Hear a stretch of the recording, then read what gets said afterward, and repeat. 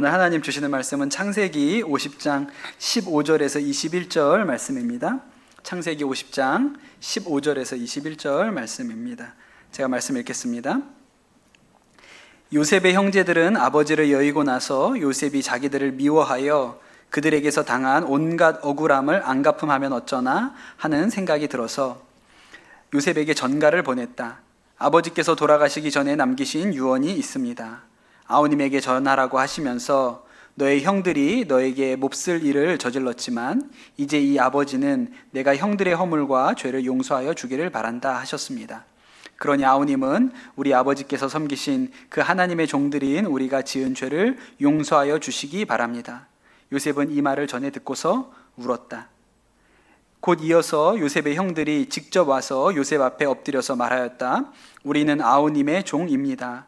요셉이 그들에게 말하였다. 두려워하지 마십시오. 내가 하나님을 대신하기라도 하겠습니까? 형님들은 나를 해치려고 하였지만 하나님은 오히려 그것을 선하게 바꾸셔서 오늘과 같이 수많은 사람의 생명을 구원하셨습니다. 그러니 형님들은 두려워하지 마십시오. 내가 형님들을 모시고 형님들의 자식들을 돌보게 했습니다. 이렇게 요셉은 그들을 간곡한 말로 위로하였다.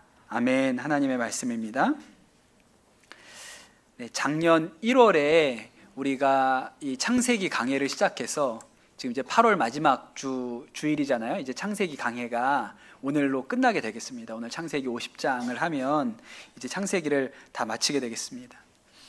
오늘 설교 제목 보셨습니까? 우리는 어디로 가야 하는가? 다음 주부터는 어느 본문을 해야 하는가? 네, 그 다음 주에 오면 공개하겠습니다. 다음 주부터는 어떤 본문을 하게 될지는 다음 주에 알려드릴게요. 그리고 1년 8개월 동안 이렇게 창세기 말씀을 통해서 은혜 주신 하나님께 감사를 드립니다. 청년들하고 단기 선교를 다녀왔는데요. 그때 우리 단기 선교를 갈 때에 짐이 굉장히 많았습니다. 청년들이 16명이 가니까 다 각자 자기 캐리어 하나씩 가지고 왔으니까 16개의 캐리어가 있었고, 또 이제 그 선교사님이 필요하다고 요청하신 물품들도 있고, 또 사모님이 미용실 하시니까 미용실에서 쓰는 용품들도 굉장히 많이 우리한테 이제 배달을 요청을 하신 거죠. 그래서 박스로 포장을 해보니까 박스도 16개가 나왔어요. 그래서 16개의 캐리어와 16개의 상자, 그래서 한 사람이 캐리어 하나, 박스 하나씩 이렇게 붙였죠. 32개의 짐을 공항에서 붙였습니다. 그런데 사실은 뭐가 문제였냐면 출발할 때 공항까지 가는 것도 문제였어요. 교회에 스타렉스가 한 대 있지 않습니까? 그런데 스타렉스가 가지고 있는 결정적인 문제는 사람이 타면 짐을 못 싣고 짐을 실으면 사람이 탈 수 없다는 거예요. 예, 그러니까 이걸 다 짐을 옮길 수가 없어요. 그래서 우리 교우 중에 이렇게 짐을 실을 수 있는 밴을 가지고 있는 분이 계셔서 부탁을 드렸더니 일부러 시간을 내셔가지고 공항까지 이렇게 짐을 옮겨주시고 사람들은 우리 차에 타고 이렇게 갔습니다. 그래서 이제 짐은 내려놓고 가시고 우리가 타고 간 스타렉스는 공항에다 그냥 세워놓기로 했어요. 공항이 주차 요금이 비싸다고 하는데 제가 이렇게 알아보니까 자녀가 둘 이상이면 다자녀 할인 혜택을 줘서 50% 할인된 가격에 주차가 가능하다 그래요. 제가 우리 아들 둘의 덕을 이렇게 볼 줄은 몰랐네요. 그래서 50% 할인된 가격에 공항에다 주차를 했습니다. 계산해 보니까 왔다 갔다 톨비하고 기름값 하면 그게 더 유익하더라고. 그게 더 남는 거라 그렇게 세워놨어요. 그런데 이제 선교가 다 끝나고 다시 돌아올 때를 생각하니까 우리가 쓸 수 있는 운송수단은 뭐예요? 스타렉스 한 대 서 있는 거 그거 한 대밖에 없잖아요. 그러니까 또 고민이 되죠. 이걸 어떻게 해야 되냐. 거기에다가 이제 우리 청년들 타고 짐을 실을 수가 없으니까 고민이 되는 거예요. 또 한 가지 문제가 있었는데 저는 청년들하고 같은 비행기를 타고 돌아오지 않고 다른 비행기를 타고 돌아왔습니다. 저는 또 인도에 남아서 좀 할 일이 있어가지고 다른 비행기를 타고 돌아왔어요. 그러니까 제가 도착해서 뭐 어떻게 하라 이렇게 하기도 어려운 형편이었기 때문에 좀 고민이 됐죠. 그래서 미리 이 문제를 해결하려고 어떻게 길을 찾았냐면 저희랑 똑같은 비행기를 타고 선한목자교회 청소년 단기팀이 귀국을 해요. 같은 비행기를 타고 오거든요. 그래서 물어봤죠. 무슨 차가 오냐고. 그랬더니 45인승 버스가 온대요. 잘 됐다. 거기에 우리 청년들 좀 태워가지고 같이 뭐 여기 강남으로 오나 거기로 오나 뭐 큰 차이 없으니까 그렇게 하면 되겠다고 부탁을 했습니다. 그렇게 해놨어요. 그렇게 우리 청년들을 떠나보내고 이제 공항에서 이제 떠나보내죠. 그리고 나서 또 제가 좀 염려가 돼가지고 제 아내에게 선목 버스 타고 갈 사람 누구, 우리 교회 차 타고 갈 사람 누구, 그다음에 공항에서 그냥 일반 버스, 공항 버스 타고 갈 사람 누구 이렇게 해가지고 메시지를 보내줬어요. 이대로 나눠서 타고 가면 이제 이동을 할 수 있을 것 같다고 보내줬어요. 그랬더니 아내가 이제 그걸 보고 저한테 답장 메시지를 보냈는데 이렇게 써 있었습니다. 부모님들이 다 데리러 오신대. 여러분, 이게 MG의 클래스입니다. 예, MG는 일주일 인도 갔다 오면 부모님이 공항으로 영접하러 나옵니다. 그게 MG예요. 예. 근데 제가 왜 이 얘기를 드리냐면 여행을 떠날 때 우리가 느끼는 이렇게 설레임과 기쁨이 있습니다. 근데 그거보다 훨씬 더 중요하고 큰 기쁨이 뭔지 아세요? 돌아갈 곳이 있다는 안정감이에요. 예. 돌아갈 곳이 없는 여행은 불행한 여행이죠. 여행 끝나고 돌아갈 곳이 있다는 것이 얼마나 좋은 일인지 모릅니다. 우리나라의 김영하라는 소설가, 유명한 소설가가 있죠. 근데 이분이 여행의 이유라는 산문집을 썼는데 거기에 이런 글이 있습니다. 다시 돌아갈 곳이 있는 여행을 한다는 것 매우 축복받은 일이다. 돌아갈 곳 없이 떠도는 방랑은 불행하다. 돌아갈 곳은 일상이다. 일상이 존재해야 일상으로부터의 탈출인 여행이 가능하다. 그랬어요. 그러니까 돌아갈 수 있는 곳이 있다는 것이 대단한 축복인 것이죠. 사실 우리 교회에서는 돌아가는 이야기는 약간 금기어입니다. 이건 좀 조심해야 되는 얘기예요. 돌아가는 이야기. 네. 말을 아껴야 합니다. 그런데 천상 오늘 말씀은 돌아가는 이야기라 어쩔 수 없이 하기는 해야 돼요. 아까 이 얘기를 우리 초등학생들 놓고 했더니 한 친구가 왜 금기냐고 모르면 모르는 대로 있으라 그렇게 얘기를 했습니다. 야곱이 죽는 이야기, 야곱의 죽음에 대한 이야기가 창세기 47장부터 나오거든요. 근데 이분이 굉장히 명이 질겨요. 생각해도 금방 돌아가실 분은 아닌 것 같죠. 이름만 들어봐도 그분이 금방 돌아가실 것 같은 느낌은 안 듭니다.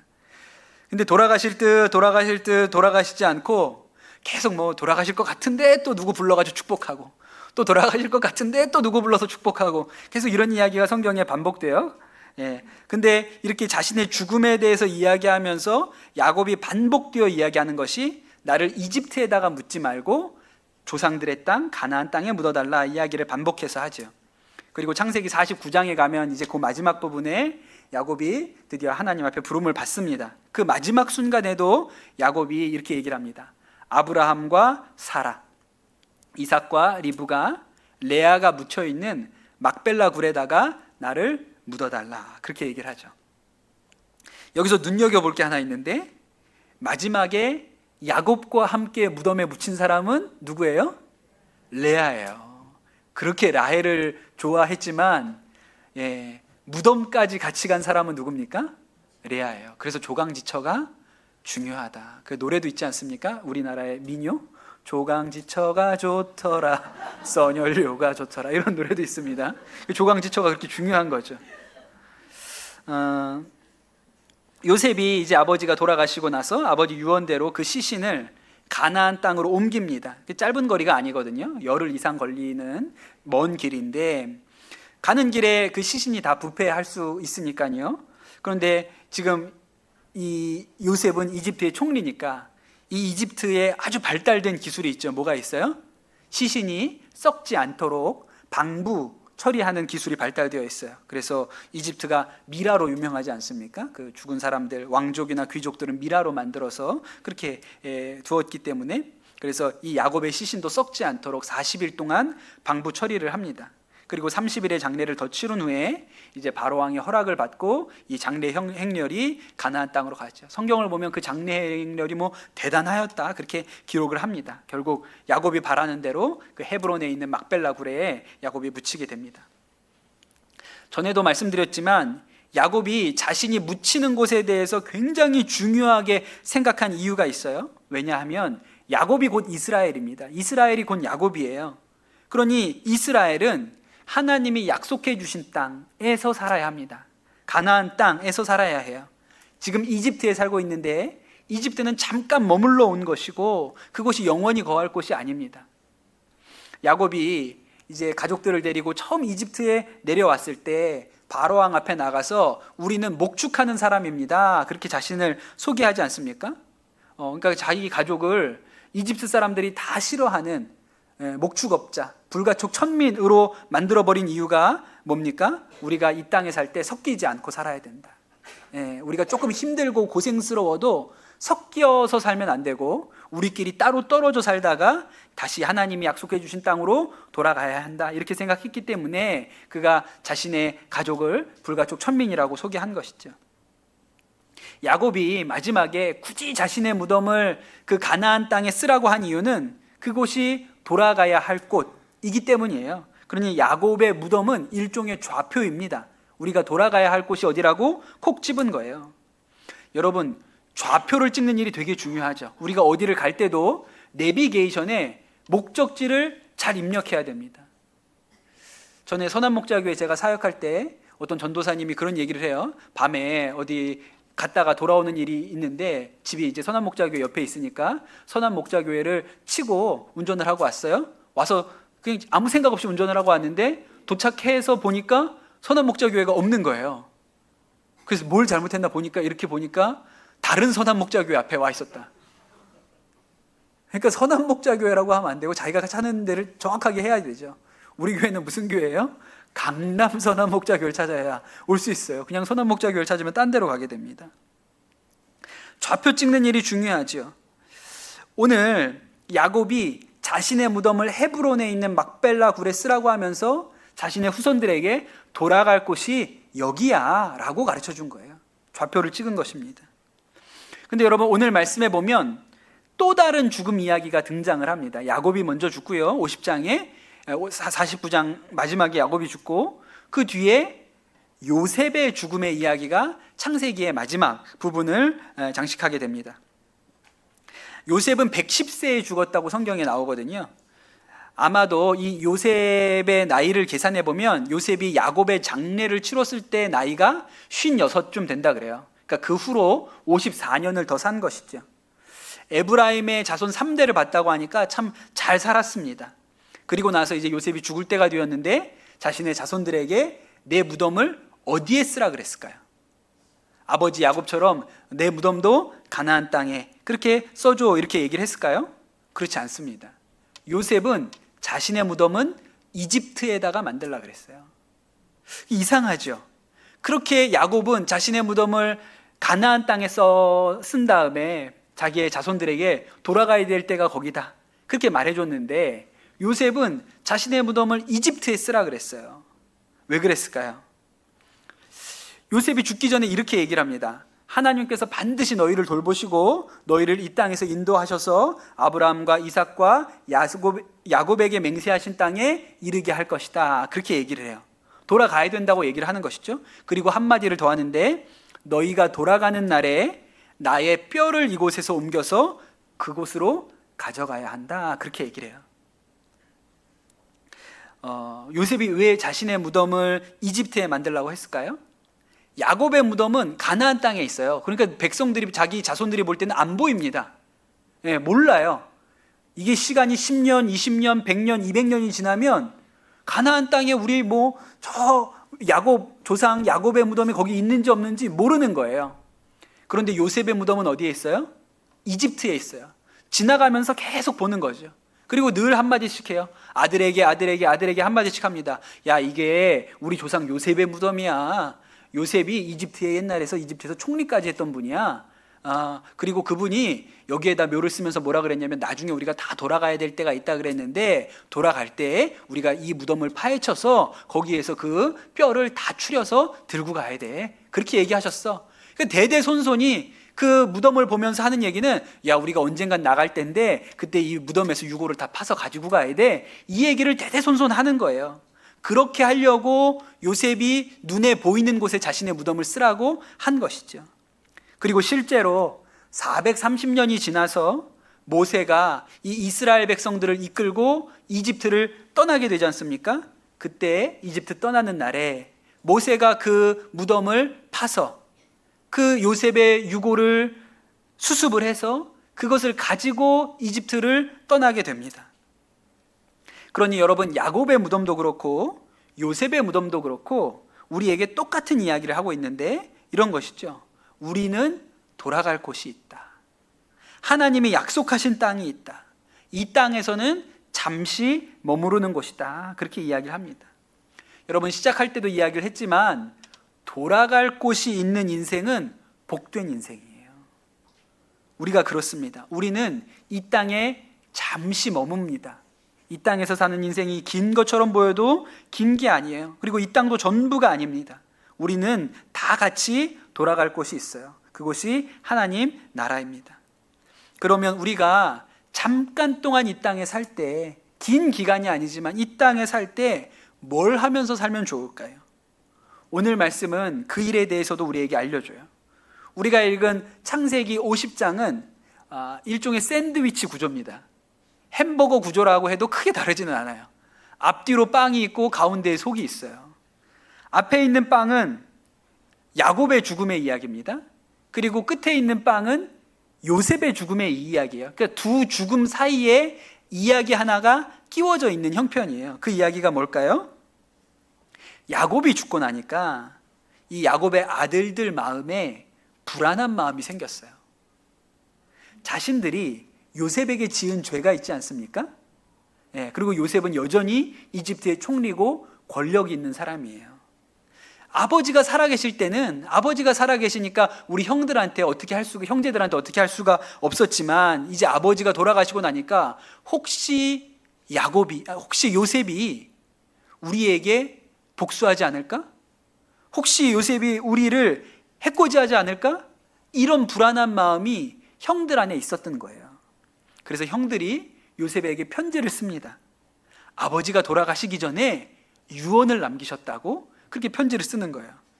진짜 유언을 남기셨는지 안 남기셨는지 잘 모르겠어요. 안 남기셨을 수도 있다고 생각이 듭니다. 그런데 아버지가 뭐라고 유언을 남기셨다고 얘기하냐면, 너의 형들이 너에게 몹쓸 일을 저질렀지만 이제 아버지는 내가 형들의 허물과 죄를 용서해 주기를 바란다. 이렇게 썼어요. 너무 속 보이지 않습니까? 아버지의 입을 빌어서. 그러면서 이제 편지에 뭐라고 썼냐면, 아우님, 우리의 죄를 용서해 주십시오. 이렇게 편지를 쓴 거예요. 근데 여러분, 성경을 읽어보니까 요셉이 그 말을 듣고 울었다고 나와요. 울었어요. 왜 울었을까요? 제 생각에 요셉이 형들이 불쌍해서 울었습니다. 너무 가엾게 생각이 되었던 것 같아요. 요셉은요, 이미 형들을 용서했어요. 처음 형들이 내려왔을 때부터 형들에 대한 원망도 없었다고요. 요셉이 얘기하지 않습니까? 형들이 나빠서 그런 게 아니라 하나님께서 우리 가정을 구원하시기 위해서 미리 나를 이집트에 보내신 것 뿐이라고 그렇게 요셉은 생각을 했어요. 그런데 여러분, 용서한 사람은 마음에 편하게 사는데 죄 지은 사람은 그렇게 못 사는 거예요. 형들은 그 말을 분명히 들었지만 여전히 마음 가운데 두려움이 있었습니다. 아버지가 돌아가시면 저 요셉이 가만히 있지 않을 수도 있지. 아버지 돌아가시고 우리가 해코지 당하고 복수당하면 어떡하지? 이런 생각이 형들 안에 있었던 것이죠. 요셉이 그거를 이제 나중에 깨달은 거예요. 아, 형들이 용서받았다는 것을 아직 모르는구나. 그것 때문에 마음이 아팠어요. 왜냐하면 형들이 나는 이집트에 내려와서 형들에게 편하게 살게 해주겠다고 했지만 형들은 여전히 두려움 속에 그렇게 살았구나. 그런 생각이 들었던 것이죠. 하루도 마음 편할 날이 없었구나. 그래서 요셉이 울었어요. 여러분, 정말 값진 눈물이 있는데요, 그 눈물이 원수를 향해서 우는 눈물입니다. 요셉이 자신을 어렵게 했던 그 형들을 위하여 오늘 흘리는 이런 눈물이 있고, 또 다윗이 자신을 잡아 죽이겠다고 쫓아다니던 그 사울이 죽었다는 소식을 듣고, 나중에 자신에 대하여 반역을 일으켰던 압살롬이 죽었다는 이야기를 듣고 다윗이 울잖아요. 여러분, 이런 눈물이 정말 복된 은혜인 것이죠. 그 요셉이 이 형들이 가여워서 울었습니다. 저는 창세기를 우리가 처음부터 끝까지 읽어가면서 이 책은 정말 놀라운 책이라는 생각을 하게 됩니다. 성경의 이 첫 책인 창세기가 세상이 어떻게 만들어졌는지, 하나님께서 말씀으로 세상을 창조하신 이야기로부터 시작해서 인간이 타락하고 노아의 방주 이야기가 나오고 바벨탑 이야기가 나오고 쭉쭉쭉 가다가 아브라함이라는 한 사람의 그 한 가정의 이야기로 들어가게 되죠. 그리고 아브라함, 이삭, 야곱, 그리고 요셉의 죽는 이야기까지 그렇게 창세기가 흘러가요. 그런데 이 창세기의 이야기가 용서로 끝난다는 것은 너무 놀라운 얘기예요. 왜냐하면 세상에 오래되었다고 하는 책들이 많이 있습니다. 인도에 가면 인도에도 아주 오래된 이야기들과 설화들과 신화들이 있고요. 또 우리가 잘 아는 그리스 로마 신화 이런 얘기들도 있죠. 중국에 아주 오래된 고전들도 있습니다. 근데 여러분, 이 이야기들, 오래된 이야기들의 대부분의 공통점이 뭡니까? 싸우고 죽이고 복수하는 이야기예요. 대부분이 그렇습니다. 그 중동, 이 성경이 쓰여진 근동이라는 이 지역에도 아주 오래된 이야기가 있습니다. 길가메시 서사시라는 이야기가 있거든요. 그 이라크에서 아주 오래된 점토판이 발견되었는데 그 점토판에 이렇게 이야기가 쓰여져 있어요. 그게 길가메시 서사시인데, 신기하게도 이 점토판에 창조 이야기도 나오고요, 홍수 이야기도 나와요. 성경하고 비슷한 이야기가 이 점토판에 있어요. 그런데 여러분, 이 점토판에 있는 이야기는 성경과는 다릅니다. 길가메시 서사시는 싸우고 죽이고 복수하는 이야기예요. 그게 아주 일반적인 이야기예요. 왜냐하면 세상이 그랬으니까. 그런데 여러분, 참 놀랍게도 성경의 첫 이야기 창세기는요, 용서하는 이야기입니다. 여러분, 용서는 우리의 본성이 아니에요. 그것은 하나님의 성품이죠. 그러니 여러분, 우리가 어떻게 이 성경이 하나님께로부터 왔다는 것을 알 수 있습니까? 인간의 본성이 아니라 하나님의 성품에 대해서 말하고 있기 때문에 그런 것이죠. 우리 청년들하고 인도 단기 선교 가서 그 인도 아이들에게 복음을 전도하려고 어린이 전도협회에서 나온 전도 딱지라는 것을 들고 갔습니다. 어린이 전도협회에서 전도 도구로 쓰는 것 중에 글 없는 책이라는 게 있어요. 색깔 5개만 들어있는데 그 색깔 5개를 가지고 복음을 전하는 그런 도구가 있거든요. 이제 그거를 이제 딱지로 만든 복음 딱지를 가져가서 우리가 그 인도에 있는 아이들에게 복음을 전했습니다. 처음 이 책을 열면 첫 번째 나오는 색은 황금색이에요. 그리고 이 황금색은 천국을 의미합니다. 우리가 이렇게 설명을 했어요. 거기 설명이 이렇게 나옵니다. 그곳은 누구도 아프지 않아. 그곳에서는 누구도 죽지 않아. 거기에는 밤이 없단다. 천국에 있는 모든 사람은 언제나 완벽하게 행복해. 그리고 천국의 가장 놀라운 점은 하나님 아버지와 그의 아들 예수 그리스도께서 우리와 함께 계신다는 거야. 여러분, 이 얘기를 우리 청년들이 영어로 했다는 게 놀랍지 않습니까? 이걸 영어로 준비해서 아이들한테 설명하면 옆에서 영어와 현지어를 쓸 수 있는 사람이 통역을 해서 그렇게 아이들한테 복음을 전했어요. 저는 잘 전했다고 믿고 싶습니다. 잘 전했어요. 우리 아이들이 눈이 똘망똘망해서 다 잘 듣고 막 나중에 자기들이 설명도 했으니까 그렇게 잘했습니다. 그리고 여러분, 이게 진짜 복음이잖아요. 우리가 전했지만 우리에게도 얼마나 놀라운 소식입니까? 우리는 얼마나 행복한 사람입니까? 돌아갈 때가 있어요. 그 아름다운 주님의 나라로 돌아갈 곳이 정해진 사람들입니다. 예수님께서 우리의 좌표가 되신 거예요. 야곱이 돌아갈 곳을 찍어 놓았던 것처럼 예수 그리스도께서 부활하시고 승천하셔서 우리가 예수 그리스도 안에 있으면 이 영원한 천국에 예수님이 가신 그곳에 우리도 가게 될 것이라고 좌표를 딱 찍어 놓으셨죠. 그러면 여러분, 우리가 이 땅에 사는 동안에 뭐 하면서 살면 좋을까요? 돈 많이 벌고 큰 집에 살고 좋은 차 타고 살면 좋은 것일까요? 그렇지 않아요. 여러분, 우리가 아버지 하나님의 품 본향으로 돌아갈 때 그 중에 한 가지라도 가져갈 수 있는 것이 있습니까? 하나도 없어요. 여러분, 이 세상에서 우리가 하나님 품에 들어갈 때 자녀들에게 무슨 얘기 하실 거예요? 이 세상 떠날 때 자녀들한테 무슨 얘기 하실 겁니까? 국민은행 통장에 얼마가 있고 농협 통장에는 얼마가 있어, 비밀번호는 뭐야, 그리고 이 집은 아빠 살던 집은 너네 삼형제가 똑같이 나눠라, 상속세도 n분의 1 해라, 누구한테 몰아주지 말고, 이런 얘기 하시겠습니까? 아니죠. 마지막에 우리가 자녀들에게 이런 얘기 할 거예요. 사랑해, 미안해, 고마워, 이 얘기하고 가는 거 아니에요? 여러분, 우리가 정말 돌아갈 곳이 있는 인생, 천국 가는 인생 사는 축복을 받았는데 이 세상 살면서 뭐 하면서 살면 좋을까요? 요셉이 보여줬어요. 어차피 다 돌아갑니다. 야곱도 보여주고 요셉도 우리가 돌아가야 한다는 것을 알려줬어요. 그런데 그 사이에 무슨 얘기가 나와요? 용서하는 얘기, 사랑하는 얘기가 나와요. 여러분, 이 말씀이 우리에게 뭘 가르쳐 줄까요? 우리가 하나님 품으로 다 돌아가게 될 텐데 이 땅에 사는 동안 뭐 하면서 살면 좋을까요? 용서하며 살고 사랑하며 사는 것. 예수님께서 우리가 돌아가야 할 곳에 좌표를 딱 찍어주셨죠. 저기가 너네가 돌아갈 때야 라고 좌표를 찍어주셨어요. 그리고 이 땅에 살 때 어떻게 살아야 되는지도 가르쳐 주셨죠.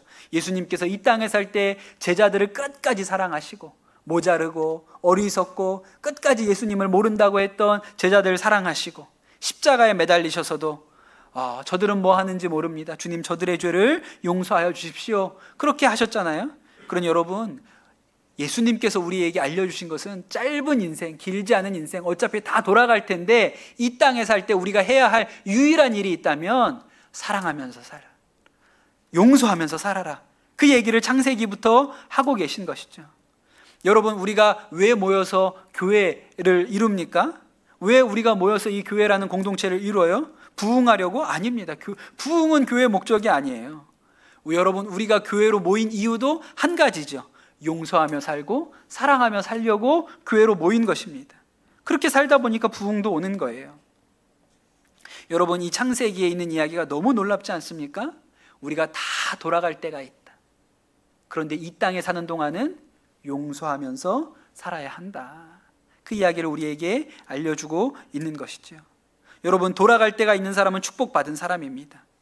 그리고 우리가 하나님의 그 나라, 주의 품에 돌아갈 때까지 우리가 이 땅에서 살아가는 방식은 사랑하며 용서하며 사는 거예요. 여러분, 우리가 나중에 하나님의 얼굴을 배움는 날에, 얼굴과 얼굴을 맞대는 날에 뭐라고 얘기할까요? 너 뭐 하다 왔니? 라고 물어보면 우리는 뭐라고 말할까요? 주님, 아파트가 6채입니다. 잘했지요? 그런 얘기 할 게 아니에요.